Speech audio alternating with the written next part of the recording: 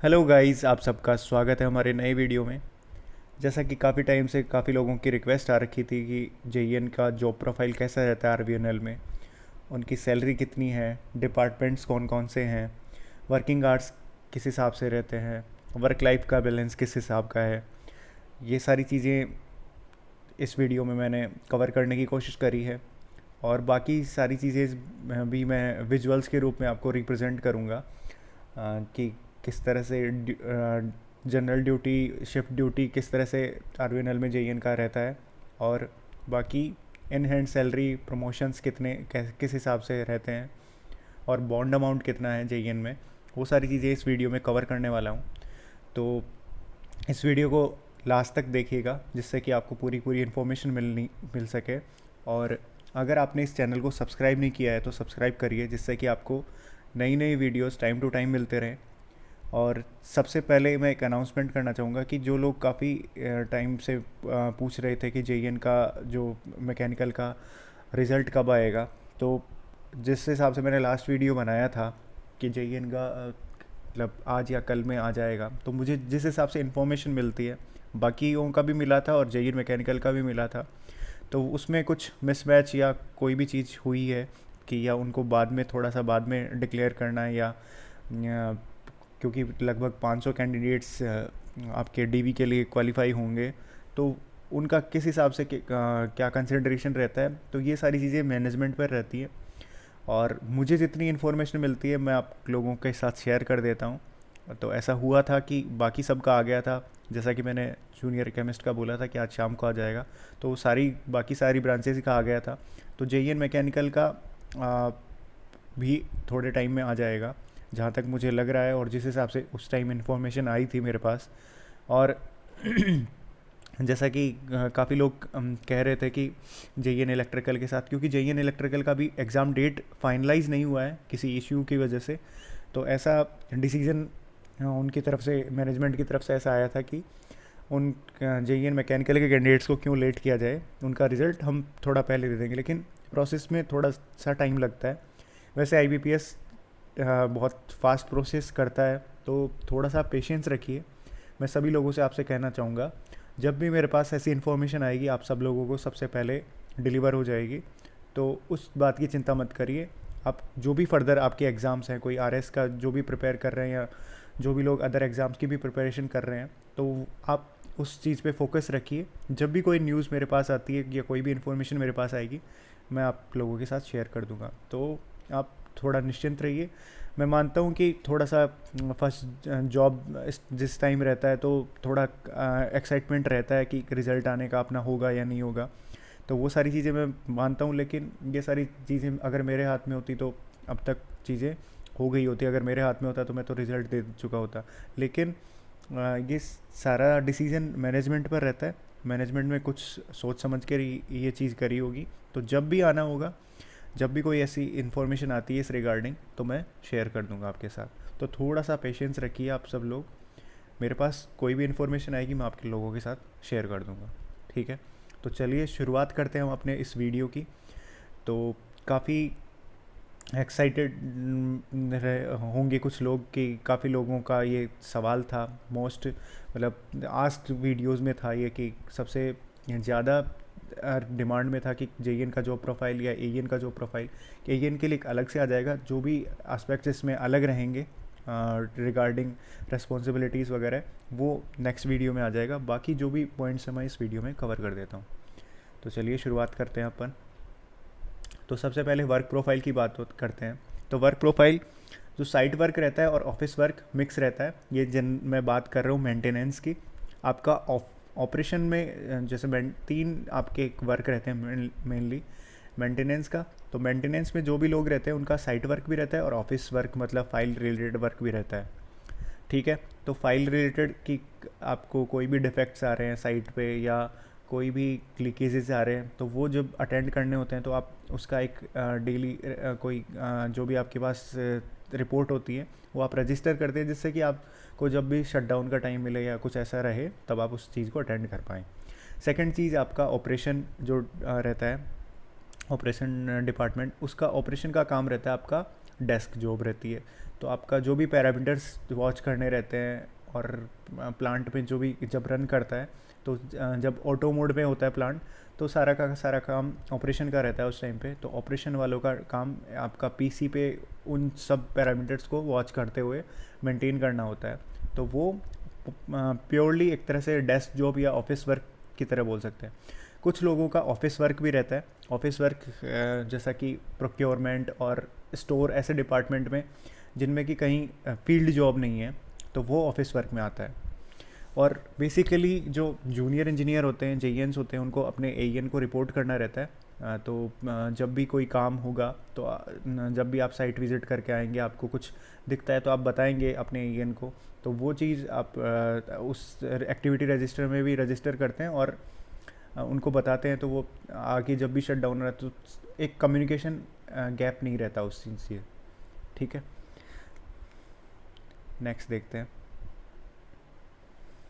Departments आपके ये मैंने जितने मेरे को याद रहे उतने मैंने कवर करे हैं।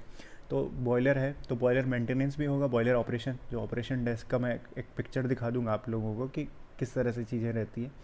तो बॉयलर मेंटेनेंस भी का डिपार्टमेंट अलग है। ऑपरेशन में भी बॉयलर का काम रहता है। तो जो लोग बॉयलर से रिलेटेड चीज़ें, पैरामीटर्स को वॉच करते हैं, उनको कंट्रोल करने का काम करते हैं, वो बॉयलर ऑपरेशन में काम करते हैं। सिमिलरली टरबाइन मेंटेनेंस रहेगा, टरबाइन ऑपरेशन रहेगा। जब टरबाइन रोल करता है और जब सारा चीज़ रहती है, तो टरबाइन का जो सारा का सारा आपका सिस्टम रहता है ऑटो मोड में, तो वो चीज़ आपका टरबाइन ऑपरेशन देखेगा। मेंटेनेंस से रिलेटेड चीज़ें टरबाइन मेंटेनेंस की रहेंगी। कॉमन ऑक्सिलरीज जैसे आपके की कूलिंग टावर रहता है, और जो भी ऑफिस में एयर कंडीशनिंग का सिस्टम रहता है, उसको सारा चीज़ का मेंटेनेंस और जो भी कॉमन ऑक्सिलरीज रहती हैं, वो सीए डिपार्टमेंट के अंदर आता है। कोई भी पंप्स वगैरह हैं या इस तरह से।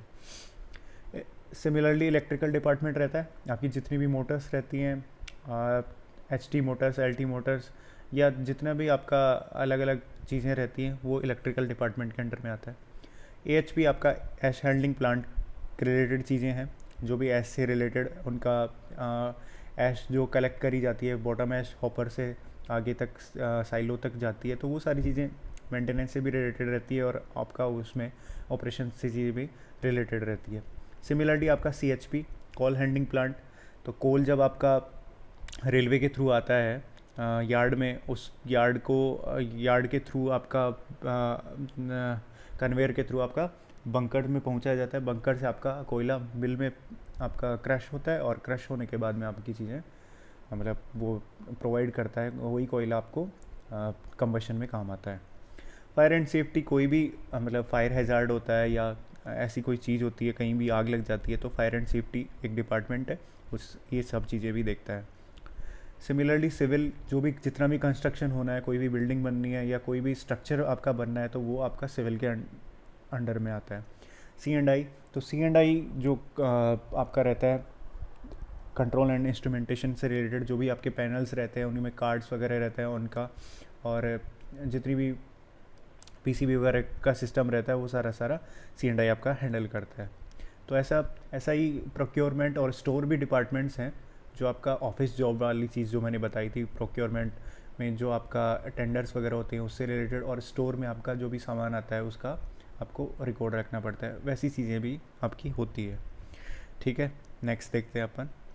नेक्स्ट आपका वर्किंग आवर्स। तो वर्किंग आवर्स जो जनरल ड्यूटी वाले हैं, जनरल ड्यूटी में आपके ऑफिस वर्क वाले भी हैं, जो कि आपके प्रोक्योरमेंट एंड स्टोर और मेंटेनेंस वालों की भी जनरल ड्यूटी रहती है, एक्सेप्ट ये डबल स्टार सील ही लगा रखा है 24/7 अवेलेबिलिटी इन इमरजेंसी कंडीशंस। कभी भी प्लांट में इमरजेंसी कंडीशन आती है कि मेंटेनेंस में, जैसे कि बॉयलर मेंटेनेंस या टरबाइन मेंटेनेंस में कोई चीज़ वर्क नहीं कर रही है, या उसकी वजह से प्लांट की रनिंग नहीं हो पा रही है, मतलब कि ऐसी इमरजेंसी कंडीशंस रहती है, तब आपका कभी भी आपको कॉल किया जा सकता है। तो बेसिकली अगर स्मूथ रनिंग है तो 9 बजे से लेकर 5:30 बजे तक आपका रहता है। ठीक है, टाइमिंग 9 बजे बस से आपको जाना पड़ता है, लगभग 9:30 के अराउंड, 9:25 के अराउंड आप पहुंच जाते हैं, और 5:30 बजे आप ऑफिस से फ्री हो जाते हैं। ठीक है, बीच में लंच टाइम भी रहता है। इस तरह से मतलब मैं सूरतगढ़ का बता रहा हूँ। सूरतगढ़ में जैसे 1:20 to 3 तक लंच रहता है, 3 बजे के बाद में आप दोबारा से वापस बस आपको लेके जाती है, 5:30 बजे आप फ्री हो जाते हैं।